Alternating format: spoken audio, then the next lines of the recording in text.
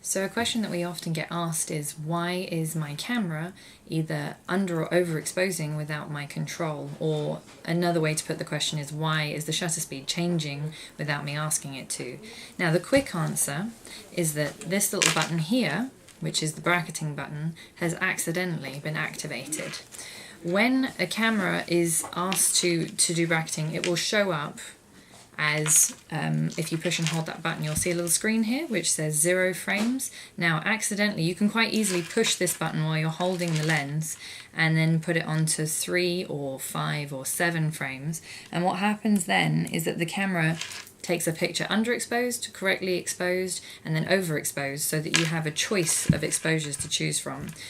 For example, I took some shots here, not particularly inspiring pictures, but of the window behind me with bracketing on, and we have one picture correctly exposed, one picture underexposed, and one picture overexposed.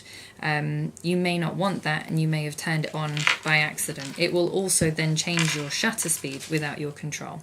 So the best thing to do is just to push this button that says bracketing, BKT, and if you push and hold that, and I'm holding that down with my finger right now, and then if you use the back wheel just to turn it, it will have 3 or 5 frames, or 7 or 9 frames, and you just want to make sure that that is showing 0 frames, and 0 frames means you've turned bracketing off, and that's it.